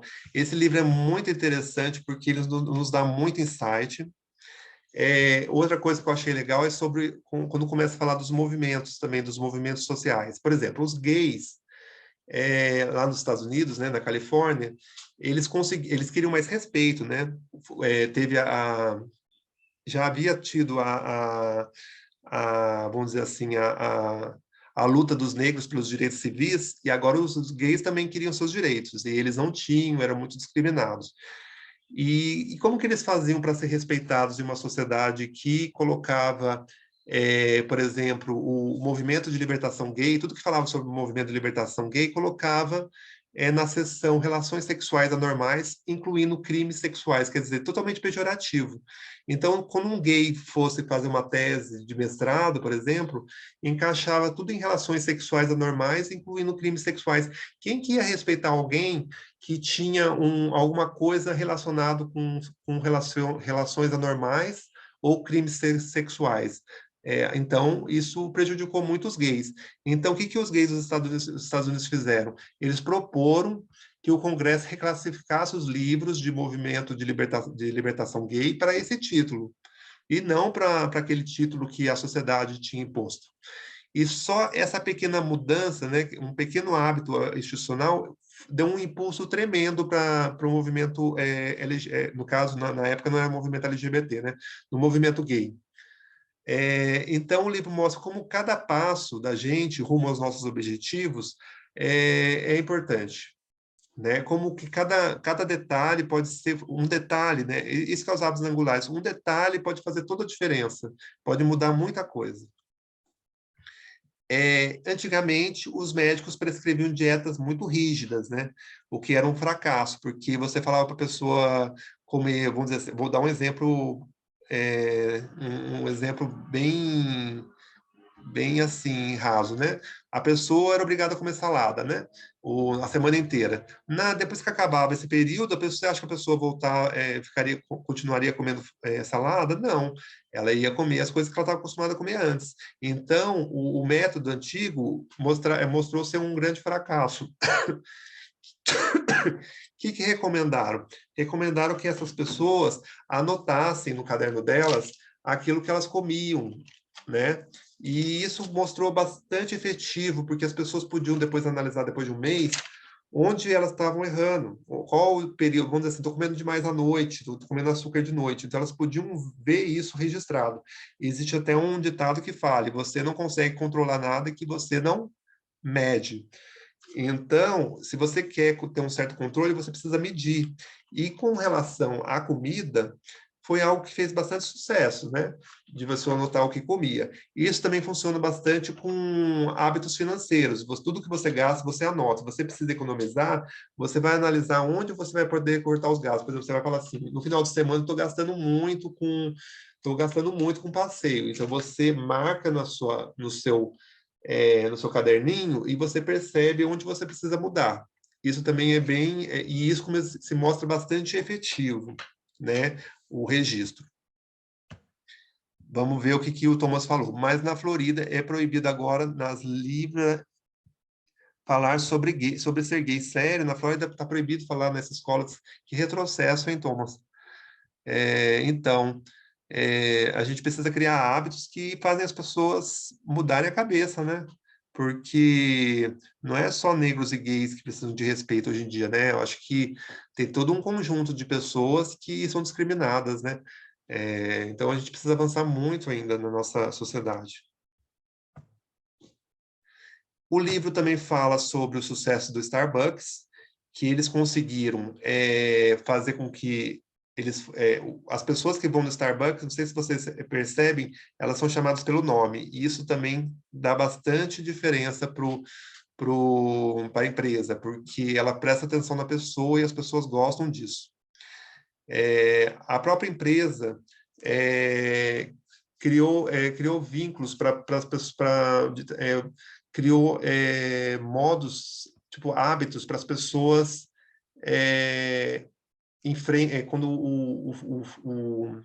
quando a pessoa bate de frente, ele não vai no caminho dela, ele tem todo um treinamento ele tem todo um hábito já consolidado para ele lidar bem com a situação, para sorrir. Então, eles ensinam isso na empresa. Então, a Starbucks é um exemplo de empresa que tem bons hábitos. O livro fala da força de vontade, né, que nós falamos que é uma habilidade que se aprende, né? É como se fosse um músculo, a força de vontade. Muitas vezes as pessoas, como a gente fala de compulsão e vício, as pessoas estão suplantadas, né? Elas não têm a força de vontade suficiente, não que elas não tenham, elas só não têm a força de vontade suficiente para vencer uma compulsão ou vício, mas não quer dizer que elas não tenham força de vontade, né? Então, a gente também não pode cair também no erro de julgar as pessoas que têm vícios, né? Elas apenas precisam trabalhar o modo da rotina delas, se elas querem melhorar, né? Então, o livro também dá um exemplo de criança, é uma pesquisa que as crianças que esperavam mais tempo para ganhar mais marshmallow, no futuro eram pessoas que tinham mais sucesso profissional e acadêmico. Então, vou dar essa pesquisa foi a seguinte: apresentaram um marshmallow para a criança. A criança que, por exemplo, eu vou chegar daqui a um tempo, se você não tiver comido o marshmallow, você vai ganhar uma recompensa. Vocês sabem que grande parte das crianças comia o marshmallow mesmo assim? Então, isso é interessante, porque assim, porque começou a testar o anseio da criança por uma recompensa futura. Essas crianças que esperavam por uma recompensa futura, elas tinham mais chances de ir bem na escola, né? E, inclusive, de ter menos problemas com drogas. Então,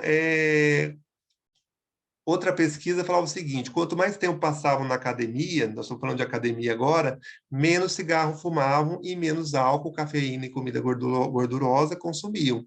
Para vocês verem como que o exercício físico ele é muito bom para outras coisas que queremos, outros hábitos que queremos adquirir, né? Tudo bem por aí, pessoal? Tudo certo? Deixa eu ver o tempo nosso aqui. Show de bola. Acho que podem ir falando mais um pouquinho se vocês quiserem.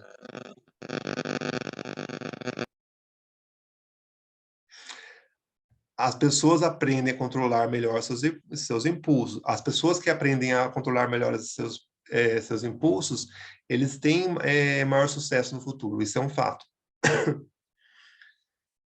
A força de vontade, ela também foi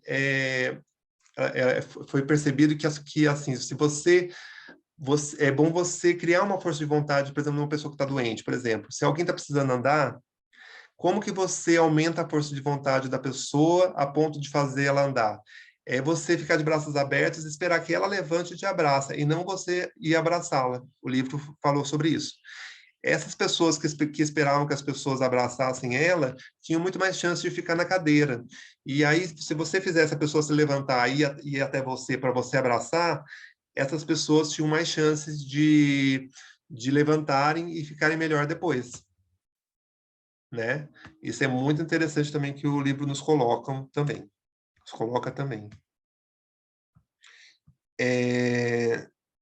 Eu falei do sucesso da Starbucks, né? Que eles criaram bons hábitos no sentido de tratar bem os clientes, né? Então, eles já têm, tipo, hábitos pré-determinados. Quando a pessoa briga, eles não brigam, não entram na... Então, eles já ensinam, já quando a pessoa entra, eles já têm alguns hábitos instalados. Eles têm uns hábitos que eles já... É meio hábitos da Starbucks. Você, para trabalhar aqui, você precisa agir dessa forma. E também é uma empresa que é considerada de bons hábitos e bem vista, bem receptiva, né?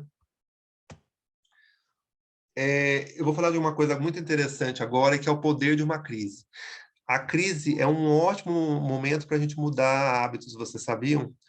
Porque são nesses momentos de crise que a gente se toca daquilo que precisa melhorar, né?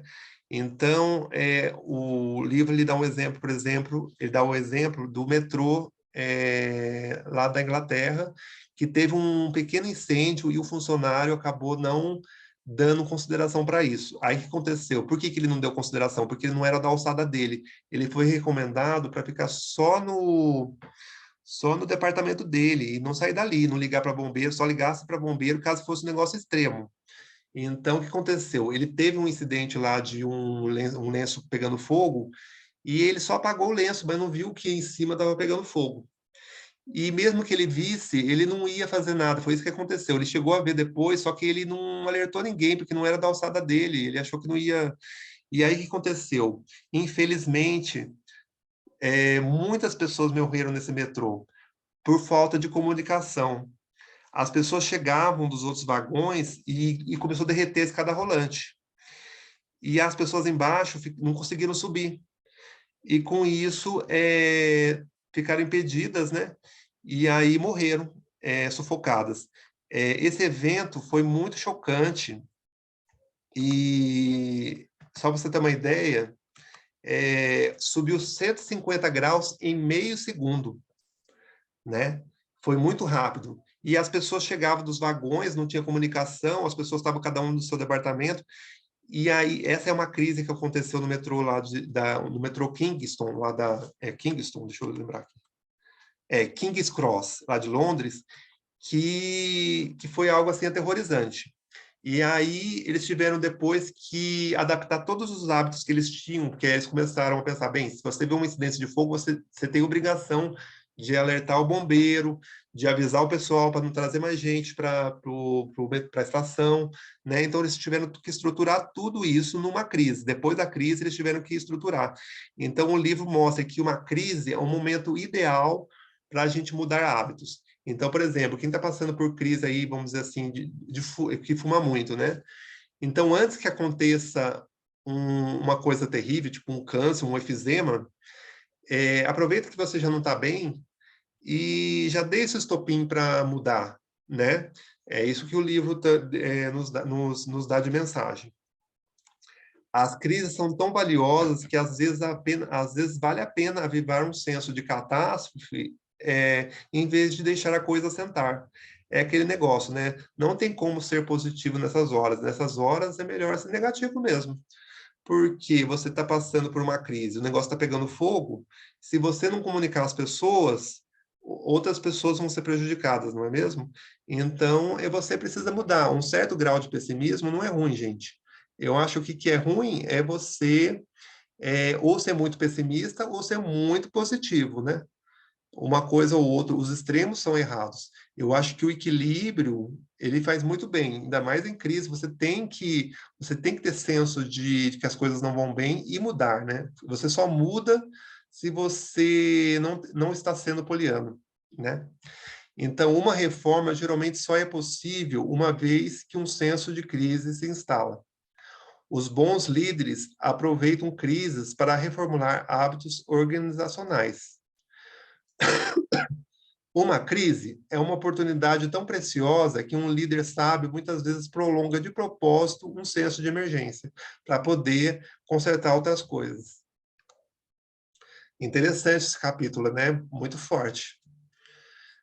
Depois eu vou falar do penúltimo, que é também igualmente interessante. Vocês têm alguma consideração? Sem problemas, mas você precisa desbloquear o dispositivo. Meu celular aqui está dando um comando que eu não dei para ele. Pronto, gente.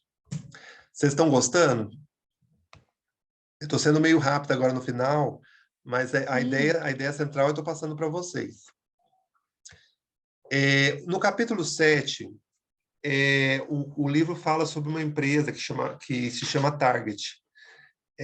Muitos de vocês não devem conhecer, mas ela foi a responsável por iniciar esse negócio de pegar os dados das pessoas e vender para elas por cookies, né? Essas coisas. Então, o que começou a acontecer no começo da internet? As mulheres que estavam grávidas, a empresa começou a saber que as mulheres estavam grávidas antes delas e começou a vender produtos para elas.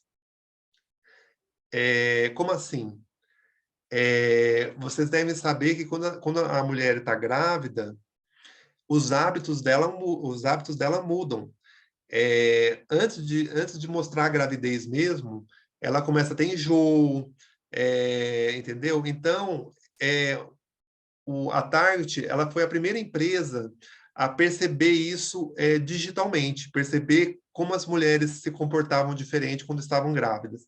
E aí começava a mandar mensagem de carrinho para bebê, de fralda, sem a pessoa ter noção de que estava grávida.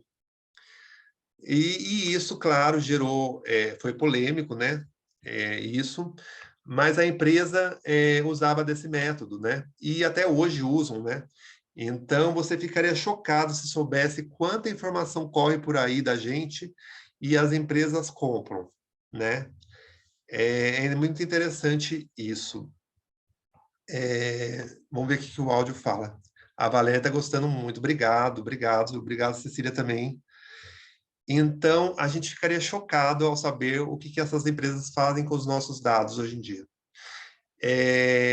E aí, mas vocês imaginam, se alguém te manda informação, por exemplo, você é uma mulher e você recebe informação de carrinho de bebê, de fralda, de lenço umedecido, de vários produtos para grávida, você não vai comprar. Primeiro que você não sabe, você não vai comprar, não. Você vai se sentir ofendida porque você está sendo espionada sem você contar nada, né? Então, o que essas empresas fazem? Elas mergem entre um anúncio e outro, elas mergem conteúdo diferente. Então, vai ter um cortador de grama, vai ter coisas que nada a ver com grávida. Por quê? Porque para mostrar aleatoriedade. Isso é uma das coisas que as empresas usam também. Então, isso é muito interessante.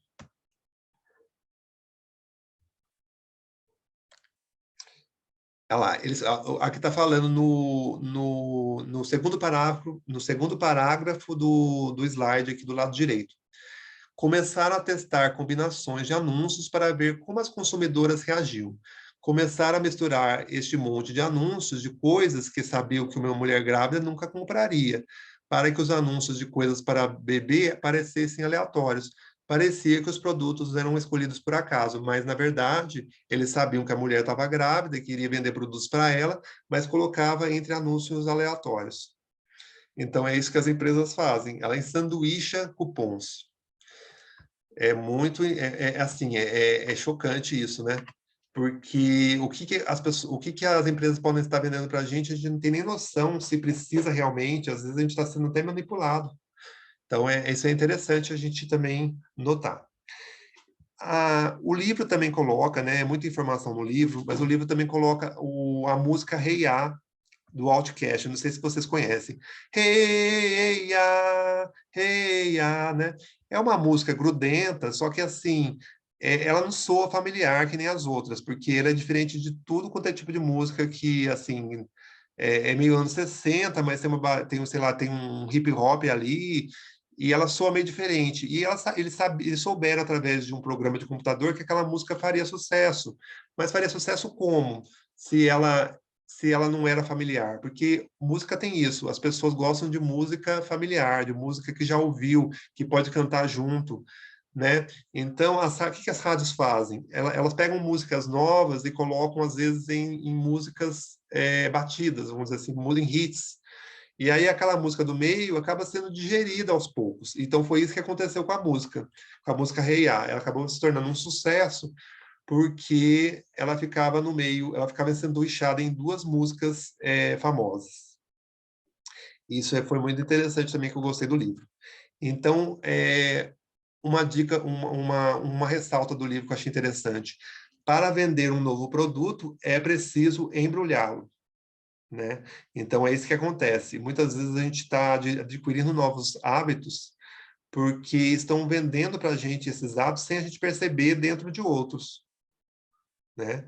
E uma coisa aterrorizadora, que já no lançamento do livro eles já falavam: no futuro próximo, as empresas poderão conhecer nossos gostos e prever nossos hábitos melhor do que nós mesmos. Não é meio chocante, gente? Agora a gente entra no último capítulo do livro.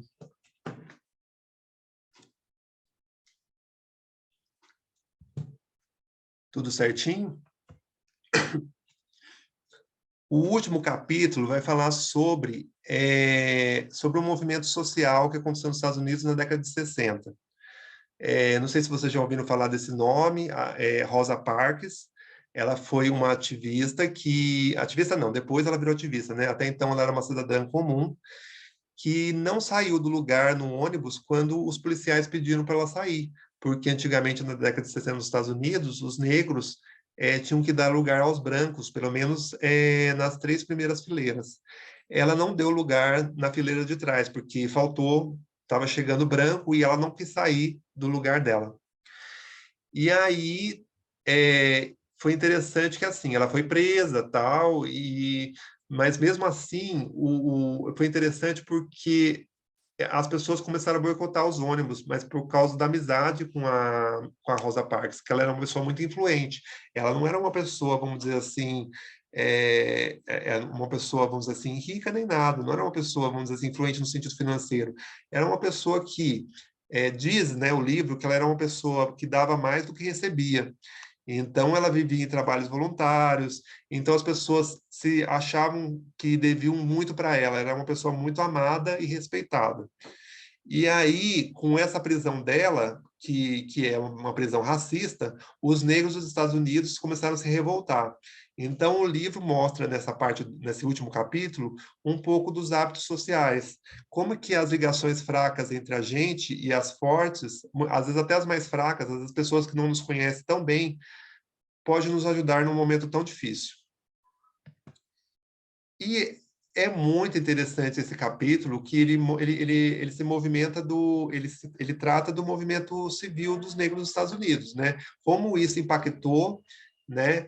Como que isso criou novos hábitos, no caso, as pessoas começaram a boicotar, não iam mais nos ônibus, né? E a polícia começou vamos dizer, impedir as caronas, né? Porque aí já não tinha mais os ônibus, mas tinha as caronas. Começaram a multar os negros. E aí vocês imaginam como o clima foi esquentando. Mas o Martin Luther King, mesmo tendo eles jogaram uma bomba na casa do Martin Luther King. Martin Luther King é outro ícone da época, né? Que ajudou inclusive a Rosa Parks a sair da prisão. Ele foi um ícone que ele falou para não bater não bater de frente, né? Pagar com amor, no caso, fazer uma revolução pacífica. Então, eles não iam mais trabalhar, ou iam a pé, ou não iam mais, iam de carona. Se a polícia proibia de carona, não iam mais. E isso, eles fizeram isso em Montgomery, que é o lugar onde aconteceu, e isso criou um senso de obrigação na comunidade negra, um com o outro, e começou a espalhar essa notícia, né? E isso tornou um movimento tão grande que as pessoas se sentiam envolvidas num acontecimento histórico, até que não teve jeito mesmo, e aí tiveram que abolir essa lei absurda de discriminação.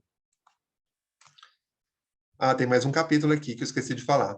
Mas eu achei interessante, porque esse capítulo também é grande, e a gente falta 8 minutos para a gente terminar. Eu acho que o livro ele é muito completo, ele tem muita informação, eu saí grifando. Se eu fosse falar tudo, não ia caber em 2 horas mesmo. Ele serve para falar 4 horas ou até mais. É aquele tipo de livro que você precisa falar em série, né? Ele é muito informativo. Eu acho que do capítulo 9 que eu achei interessante é como o jogo de azar... Gente, nunca entre em jogo de azar, que é pior do que droga. Ele fala aqui, no começo do livro, o jogo de azar é filho da avareza, irmão da iniquidade e pai da perversidade. Quem falou isso foi o George Washington. É um vício que gera todos os males possíveis. No livro, mostra o caso de uma mulher que perdeu tudo com jogos de azar, inclusive hipotecou a casa. Eu fiquei morrendo de dó quando eu li. Foi muito chocante.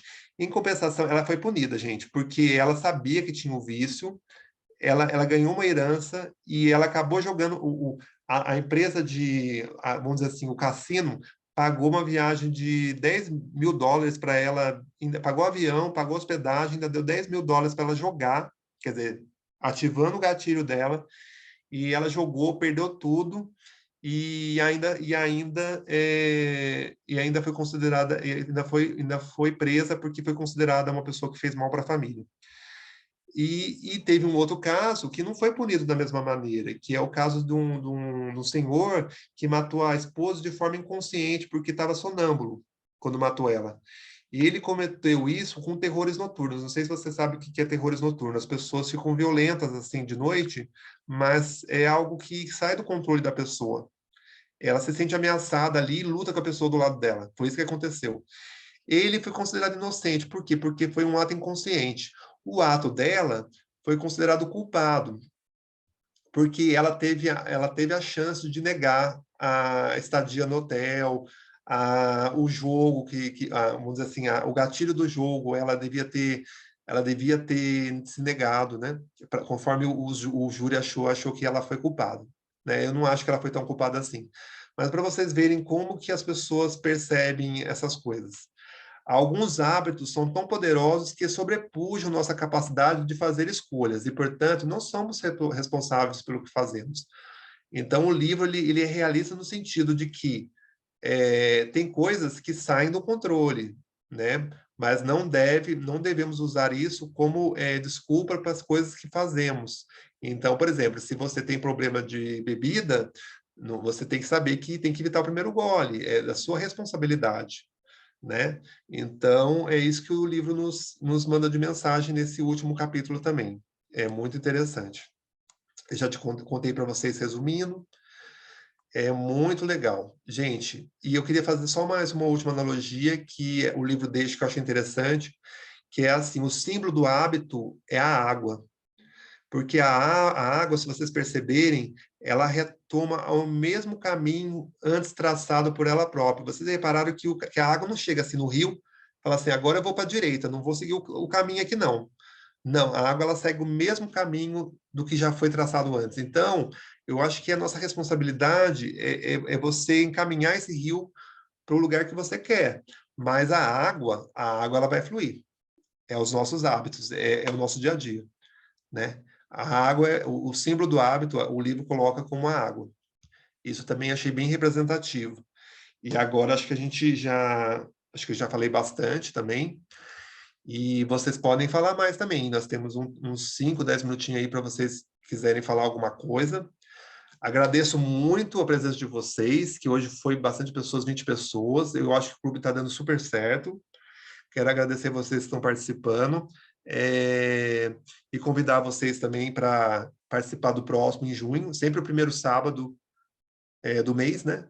Nós vamos falar do livro Foco, do Daniel Goleman. Então, se vocês puderem participar, já vou passar a listinha lá no nosso grupo, tá? Então, muito obrigado. Vocês querem falar alguma coisa? Está aberto agora a que vocês falem o que vocês quiserem.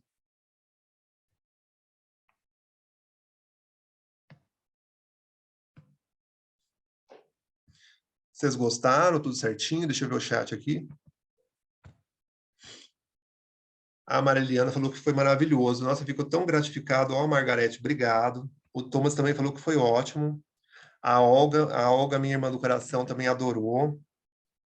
Ah, que bom, pessoal. Eu fico muito feliz de vocês gostarem.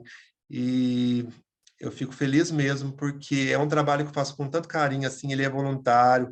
E aí, sempre, tipo assim, eu sempre leio, aí eu faço os slides, aprendo de novo, porque assim, são várias vezes, né? Você lê, aí você grifa, aí você lê o que você grifou, aí você vai pôr nos slides lá as coisas mais importantes, você aprende 3 vezes, e aí falando você aprende 4. Quer dizer, é muito gratificante, né, receber o carinho de vocês, assim. É muito bom. Muito obrigado, viu? Agora o Thomas vai ter que sair, a gente está terminando a nossa reunião também.